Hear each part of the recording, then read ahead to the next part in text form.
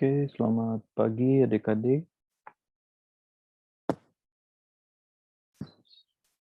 Pagi, Selamat Pak. pagi Bintang, selamat pagi Garneta. Kita akan mulai pembiasaan pagi pada hari ini.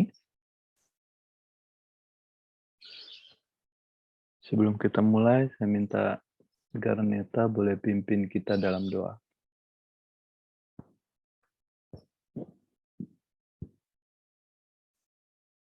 Baik, Pak. Mari kita bersatu dalam doa. Bapak, pada pagi ini kita akan memulai renungan.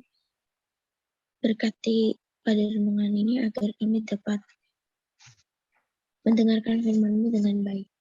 Terima kasih Tuhan, di dalam nama-Mu kami berdoa dan mengucap syukur. Amin. Amin. Oke, terima kasih. Minggu kemarin kita sudah masuk di dalam Yohanes pasal 4. Kita buka Yohanes pasal 4, di mana perikop mengenai percakapan Tuhan Yesus dengan perempuan Samaria. Ada yang menarik dalam percakapan dalam pertemuan antara Tuhan Yesus dengan seorang perempuan Samaria, di mana Tuhan Yesus mengetahui bahwa ternyata seorang perempuan ini sudah mempunyai 5 suami, ya dikatakan, mempunyai 5 suami. Dan di ayat 18, dan yang ada sekarang padamu bukanlah suamimu. Kemudian sehingga seorang perempuan Samaria ini menjadi kaget ya, bagaimana dia yang tidak pernah mengetahui kehidupan perempuan ini, tetapi Tuhan Yesus bisa mengetahuinya. Bahkan di ayat 25 dikatakan bahwa jawab perempuan itu kepadanya, "Aku tahu bahwa Mesias akan datang, yang disebut juga Kristus. Apabila ia datang, ia akan memberitakan segala sesuatu kepada kami." Kemudian ayat 26, Tuhan Yesus mengatakan bahwa akulah dia yang sedang berkata-kata dengan engkau. Jadi seorang perempuan Samaria ini sudah mengetahui bahwa akan datang seorang juru selamat. Kita akan lanjut di Yohanes pasal 4, boleh dibuka ayat 27 sampai 42. Minggu lalu kita sudah membahas Yohanes pasal yang keempat ayat 1 sampai 26. Kita lanjutkan pada hari ini Yohanes pasal 4 ayat 27 sampai 42. Sudah dibuka Alkitabnya ya? Saya bacakan Yohanes 4 ayat 27. Pada waktu itu datanglah murid-murid dan mereka heran bahwa ia sedang bercakap-cakap dengan seorang perempuan. Tetapi tidak seorang pun yang berkata, "Apa yang engkau kehendaki?" atau "Apa yang engkau percakapkan dengan dia?" Maka perempuan itu meninggalkan tempayannya di situ, lalu pergi ke kota dan berkata kepada orang-orang yang di situ, "Mari lihat, di sana ada seorang yang mengatakan kepadaku segala sesuatu yang telah kuperbuat. Mungkinkah dia Kristus itu?" Maka mereka pun pergi keluar kota lalu datang kepada Yesus. Sementara itu murid-muridnya mengajak dia, katanya, "Rabi, makanlah." Akan tetapi ia berkata kepada mereka, "Padaku ada makanan yang tidak kamu kenal." Maka murid-muridnya itu berkata seorang kepada yang lain, "Adakah orang yang telah membawa sesuatu kepadanya untuk dimakan?" Kata Yesus kepada mereka, "Makananku ialah melakukan kehendak Dia yang mengutus aku dan menyelesaikan pekerjaannya. Bukankah kamu mengatakan, 4 bulan lagi tibalah musim menuai? Tetapi aku berkata kepadamu, lihatlah sekelilingmu dan pandanglah ladang-ladang yang sudah menguning dan matang untuk dituai. Sekarang juga penuai telah menerima upahnya, dan ia mengumpulkan buah untuk hidup yang kekal, sehingga penabur dan penuai sama-sama bersukacita. Sebab dalam hal ini benarlah peribahasa yang seorang menabur dan yang lain menuai. Aku mengutus kamu untuk menuai apa yang tidak kamu usahakan. Orang-orang lain berusaha dan kamu datang memetik hasil usaha mereka. Dan banyak orang Samaria dari kota itu telah menjadi percaya kepadanya karena perkataan perempuan itu yang bersaksi. Ia mengatakan kepadaku segala sesuatu yang telah kuperbuat. Ketika orang-orang Samaria itu sampai kepada Yesus, mereka meminta kepadanya supaya ia tinggal pada mereka, dan ia pun tinggal di situ 2 hari lamanya. Dan lebih banyak lagi orang yang menjadi percaya karena perkataannya. Dan mereka berkata kepada perempuan itu, kami percaya, tetapi bukan lagi karena apa yang kau katakan, sebab kami sendiri telah mendengar dia, dan kami tahu bahwa dialah benar-benar juru selamat dunia. Jadi ternyata adik-adik lewat percakapan perempuan Samaria ini yang berjumpa dengan Tuhan Yesus di sebuah sumur yang sedang ingin mengambil air, dapat menjadi jalan bagi orang-orang Samaria untuk dapat mengenal dan percaya kepada Tuhan Yesus sebagai Mesias dan Juru Selamat. Karena apa? Karena lewat yang pertama, di mana Tuhan Yesus dengan kemahatauannya mengetahui sikap dan perbuatan perempuan Samaria ini, di mana hidup di dalam dosa. Nah, lewat pernyataan Tuhan Yesus inilah sehingga perempuan Samaria ini mengingat akan adanya seorang juru selamat, seorang Mesias yang datang dari Yahudi, dari keturunan Yahudi, sehingga akhirnya di kota Samaria ini orang-orang Samaria ini menjadi percaya. Karena kalau kita lihat dari sejarahnya, orang-orang Samaria ini adalah campuran dari kehidupan penduduk orang-orang Yahudi yang menikah dengan orang-orang non-Yahudi. Sehingga mereka seringkali disebut seorang yang kafir gitu. Makanya di ayat-ayat sebelumnya adik-adik bisa lihat bagaimana seorang Yahudi itu tidak tidak berbicara dengan seorang Samaria. Tetapi Tuhan Yesus melakukan sesuatu yang berbeda. Dia mau menjadi sama dengan orang-orang yang dianggap sebagai seorang yang kafir, yang dimana orang Yahudi tidak bergaul dengan seorang Samaria. Nah, kita akan perhatikan yang kita baca Yohanes 4 ayat 27 sampai 42 ini lanjutan dari minggu lalu, Yohanes 4 ayat 1 sampai dengan 26. Kita akan lihat di ayat yang ke-33, ayat 32, akan tetapi ia berkata kepada mereka, padaku ada makanan yang tidak kamu kenal. Jadi Tuhan Yesus berkata kepada murid-muridnya, di mana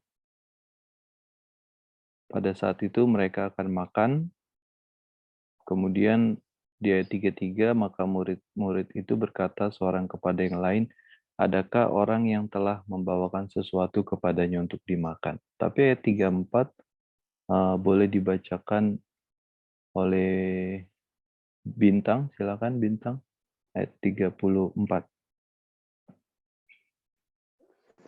Kata Yesus kepada mereka, makananku ialah melakukan kehendak Dia yang mengutus aku dan menyelesaikan pekerjaannya. Oke, jadi ternyata Tuhan Yesus ingin menggambarkan bahwa makanan itu bukan hanya makanan secara fisik, yaitu makanan yang untuk tubuh yang biasa kita makan tiap hari, bahkan kita bisa memakan makanan untuk tubuh itu sehari bisa 3 kali. Belum lagi kalau ada yang makan cemil-cemilan ya atau snack. Tapi di ayat 34 Tuhan Yesus berkata kepada para murid-muridnya pada saat itu, di mana makananku ialah melakukan kehendak Dia yang mengutus aku dan menyelesaikan pekerjaannya. Jadi ternyata kehidupan dari Tuhan Yesus ini yang sebagai juru selamat, sebagai Mesias, di mana firman yang menjadi manusia ini untuk menyelesaikan pekerjaan di mana sebagai utusan, penebusan, juru selamat untuk umat manusia. Jadi Tuhan Yesus ingin mengatakan kepada para murid agar mengingat bahwa Tuhan Yesus ini adalah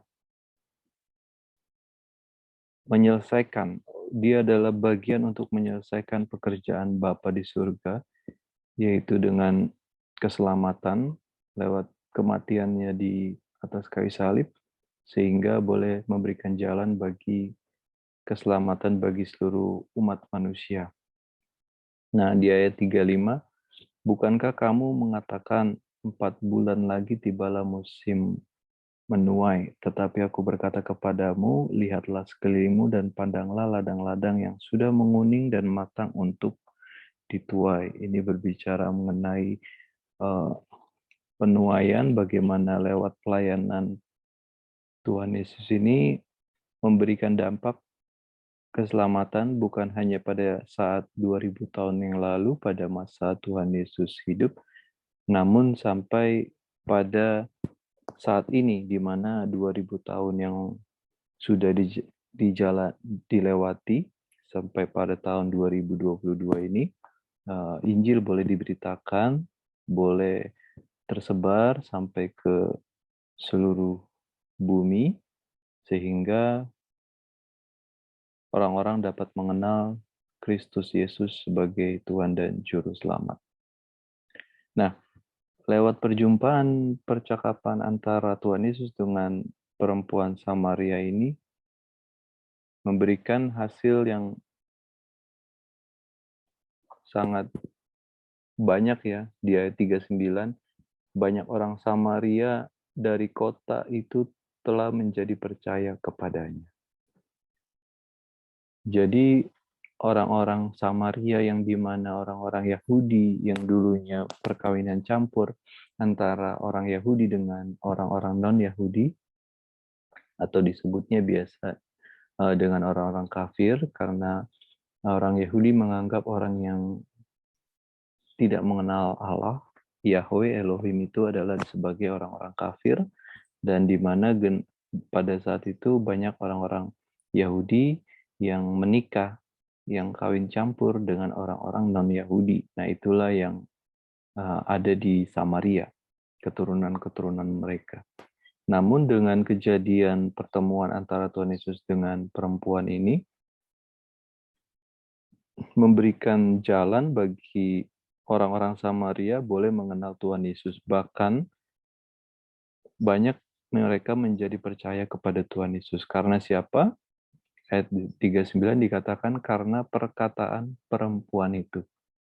Jadi ternyata lewat kesaksian satu orang, lewat kesaksian perempuan Samaria ini, membuat banyak orang Samaria dari kota itu menjadi percaya kepada Tuhan Yesus. Karena apa? Karena seorang perempuan Samaria ini bersaksi kan, ia mengatakan kepadaku segala sesuatu yang telah kuperbuat. Jadi dengan kemahatauannya Tuhan Yesus, dia sadar bahwa ini bukan manusia biasa gitu. Perempuan Samaria ini melihat bagaimana Tuhan Yesus bisa mengetahui segala yang sudah dilakukan oleh dilakukan oleh perempuan Samaria ini, di mana dia secara memiliki 5 suami ya, sehingga dengan Tuhan Yesus menegur, istilahnya dengan kejadian itu Tuhan Yesus menegur perempuan Samaria ini yang hidup di dalam poliandri ini ya, di mana memiliki lebih dari satu suami,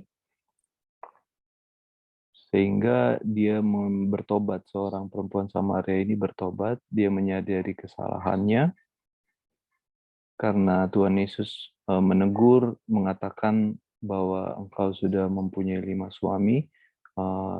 Ini membuka jalan pertobatan bagi perempuan Samaria ini, dan setelah ia bertobat, dia mengenal Tuhan Yesus, dia akhirnya mengatakan, bersaksi kepada orang-orang di kotanya di Samaria. Sehingga di ayat 39 banyak orang Samaria dari kota itu menjadi percaya kepada Tuhan Yesus. Nah, demikian juga dengan kehidupan orang percaya pada saat ini dalam konteks kita di remaja SMP 37 Rohani Kristen. Ternyata lewat kehidupan kita itu dapat membuat orang lain percaya kepada Tuhan Yesus. Dengan kesaksian kita sebagai pengikut Kristus, kita bisa membuat orang yang tidak percaya kepada Tuhan Yesus menjadi percaya. Sama seperti perempuan Samaria ini, di mana mereka tidak mengakui, hanya mendengar, oh akan datang Mesias, oh akan datang Juru Selamat.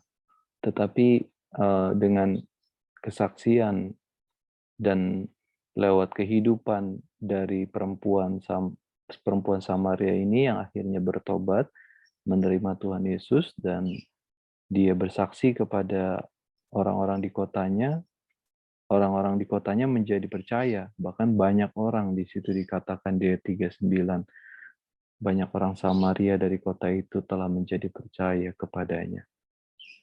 Karena kesaksian dari perempuan itu. Nah, ini penting bagi kita bahwa ternyata lewat kehidupan kita bisa memberikan dampak yang positif. Lewat kehidupan kita ini bisa memberikan dampak orang lain yang tidak percaya kepada Tuhan Yesus akhirnya bisa menjadi percaya. Lewat apa? Lewat kesaksian. Karena itu kita tidak perlu malu, tidak perlu ragu untuk bersaksi, bercerita, menceritakan bahwa Yesus itu adalah Tuhan dan Juru Selamat, menebus dosa umat manusia. Karena dikatakan di ayat yang ke-40, ketika orang-orang Samaria itu sampai kepada Yesus, mereka meminta kepada Yesus supaya ia tinggal pada mereka. Dan ia pun tinggal di situ 2 hari lamanya. Jadi Tuhan Yesus akhirnya tinggal bersama dengan orang-orang Samaria. Akhirnya mereka boleh mendengar lebih banyak kesaksian dan ajaran-ajaran yang Tuhan Yesus sampaikan. Karena Tuhan Yesus itu adalah firman yang menjadi manusia inilah yang akhirnya boleh didengar oleh orang-orang Samaria, orang-orang kafir yang dianggap kafir, akhirnya mereka boleh menerima keselamatan. Di ayat 41 dikatakan, dan lebih banyak lagi orang yang menjadi percaya karena perkataannya, karena perkataan Tuhan Yesus. Karena dia tinggal lebih lama lagi, 2 hari berada bersama dengan orang Samaria, akhirnya yang tadinya banyak orang Samaria di kota lewat kesaksian perempuan menjadi percaya, namun dengan adanya Tuhan Yesus tinggal 2 hari lamanya di situ, lebih banyak lagi orang menjadi percaya karena perkataannya. Nah, ini penting bahwa ternyata lewat perkataan Tuhan Yesus ini bisa membuat orang menjadi percaya kepada Tuhan Yesus. Aplikasinya dalam kehidupan kita, bahwa untuk kita memiliki kepercayaan kepada Tuhan Yesus, kita harus mendengar perkataan-perkataan dari Tuhan Yesus. Bagaimana kita mendengarnya? Lewat pembacaan Alkitab. Karena itu sangat baik yang sudah dilakukan oleh SMP 37, khususnya Rohani Kristen, untuk mengadakan pembiasaan pagi, agar lewat pembiasaan pagi ini kita banyak belajar mengenai firman Tuhan, kita banyak belajar mengenai perkataan-perkataan yang disampaikan Tuhan Yesus, sehingga lewat Alkitab yang kita pelajari, lewat firman Tuhan yang kita baca ini, boleh memberikan iman, boleh memberikan kita kepercayaan bagi pencipta kita, bagi Allah kita di dalam Tuhan Yesus Kristus. Karena firman inilah yang akan memberikan kita kekuatan, firman Tuhan inilah yang memberikan kita jawaban atas segala pertanyaan-pertanyaan di dalam segala alam semesta, ya. Pasti kita banyak memiliki pertanyaan-pertanyaan di dalam kehidupan kita. Nah, Alkitab inilah, firman Tuhan inilah yang menjadi jawaban. Sehingga di ayat 42 dikatakan, dan mereka berkata kepada perempuan itu, kami percaya, tetapi bukan lagi karena apa yang kau katakan, di mana perempuan itu bersaksi sebelum-sebelumnya, kan? Namun sebab kami sendiri telah mendengar Dia, telah mendengar Yesus, dan kami tahu bahwa Dialah benar-benar juru selamat dunia.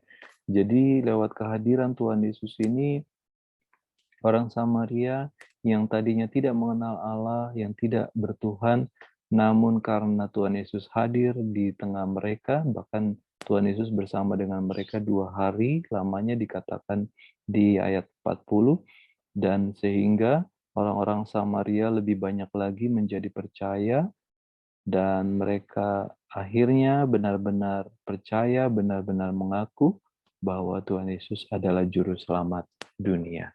Demikian juga dengan kita, kalau kita berdiam bersama dengan Tuhan, bersama dengan firman-Nya, bahkan dikatakan renungkanlah Taurat firman Tuhan itu siang dan malam, maka kita akan memiliki iman percaya kepada Tuhan Yesus sebagai Tuhan dan Juru Selamat. Karena barang siapa berseru kepada nama Tuhan akan diselamatkan. Nah, demikian jika kita sudah percaya kepada Tuhan Yesus, kita harus menyampaikan kabar baik bagi orang yang belum percaya.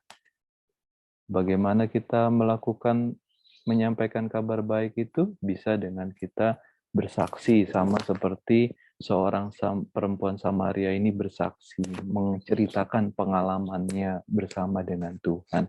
Demikian juga adik-adik boleh menceritakan pengalaman adik-adik, pengalaman kerohanian adik-adik bersama dengan Tuhan, pengalaman-pengalaman yang mungkin bagi manusia tidak mungkin, tetapi bisa terjadi karena pengalaman tersebut yang Tuhan turut bekerja dalam mujizat, dalam segala sesuatu, sehingga adik-adik bisa merasakan Tuhan itu hidup di dalam kehidupan kita. Nah, bagaimana jika orang lain yang kita saksikan atau kita injili tidak percaya? Tidak apa-apa ya kalau mereka tidak percaya ya. Jadi kita memberitakan Injil itu adalah memang tugas kita. Jadi adik-adik harus ingat, selama adik-adik hidup di bumi ini, tugas kita adalah untuk memberitakan Injil, sehingga orang lain mengenal Yesus. Masalah mereka percaya atau tidak, balik lagi kita serahkan kepada pekerjaan Roh Kudus ya. Tetap kita memberitakan Injil, kita bersaksi tentang Tuhan Yesus, dan tetap juga kita berdoa agar Tuhan boleh memimpin orang yang kita saksikan tentang Tuhan Yesus, mereka boleh percaya, sama seperti perempuan Samaria ini, bagaimana menghasilkan banyak pengikut-pengikut Tuhan Yesus. Seperti itu, karena tugas panggilan kita adalah amanat agung Tuhan Yesus menjadikan semua bangsa murid Tuhan Yesus. Karena itu kita harus pergi, kita juga bisa memberitakannya baik secara langsung, baik secara kehidupan kita yang dilihat oleh orang di sekitar kita, di sekolah, di rumah, di lingkungan masyarakat, sehingga lewat kehidupan kita, Rohani Kristen SMP 37 menjadi terang dan garam, sehingga nama Tuhan dipermuliakan. Adik-adik juga bisa menggunakan fasilitas media sosial.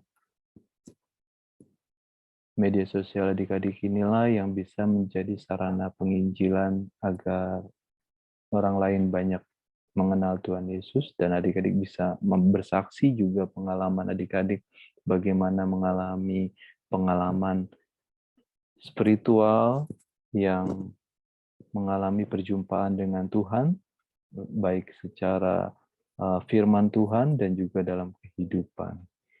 Itu saja yang kita boleh pelajari lewat renungan firman Tuhan kita pada hari ini dari Yohanes 4 ayat 27 sampai 42, di mana kita melanjutkan dari minggu kemarin, Yohanes 4 ayat 1 sampai dengan 26. Kita sudah selesaikan mengenai percakapan dengan perempuan Samaria. Semoga lewat firman Tuhan ini boleh kita ingat, boleh kita lakukan di dalam kehidupan sehari-hari. Oke, adik-adik boleh aktifkan videonya, kita absen untuk kegiatan pembiasaan. Silakan.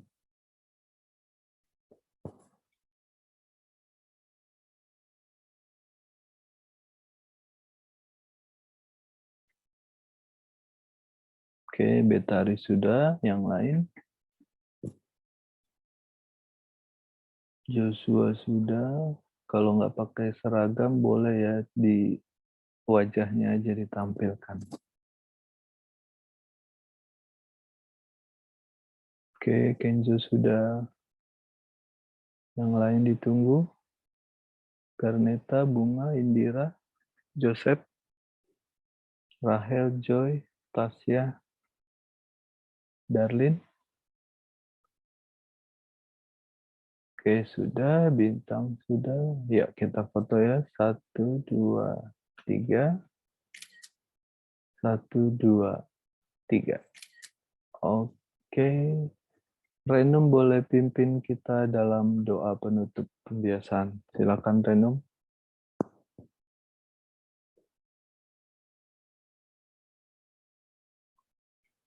Bisa Renum tutup kita dalam doa? Oke, mungkin Kenzo ya, silakan Kenzo dari kelas 7. Pimpin kita dalam doa penutup.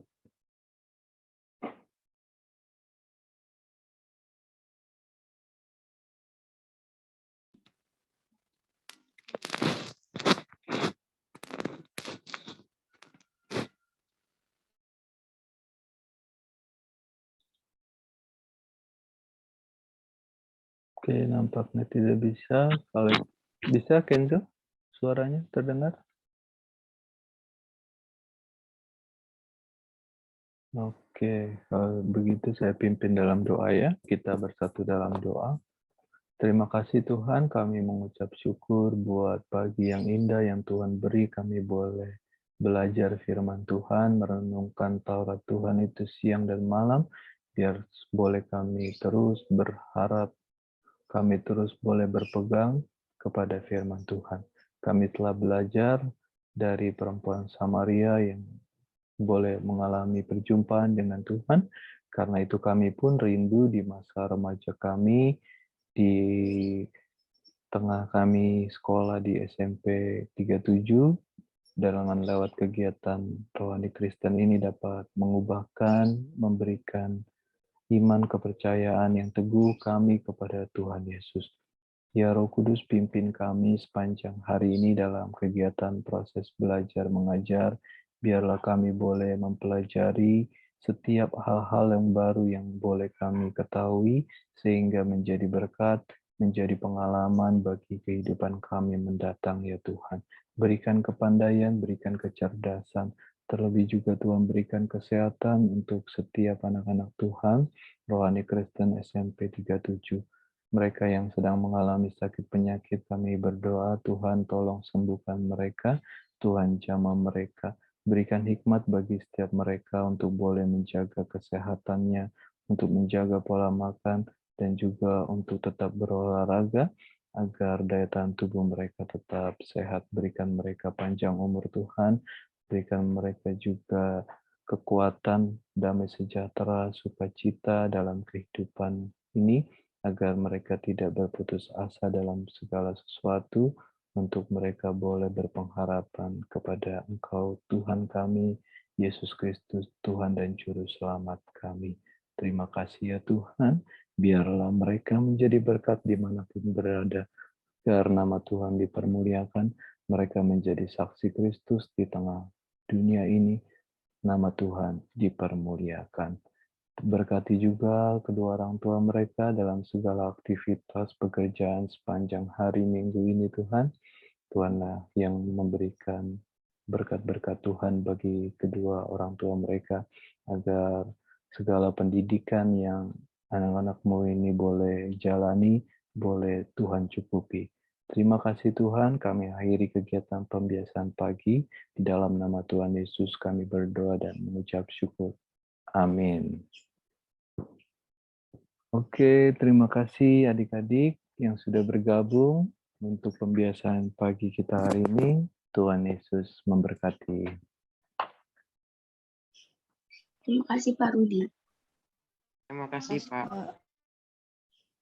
Terima kasih. Terima kasih, Pak.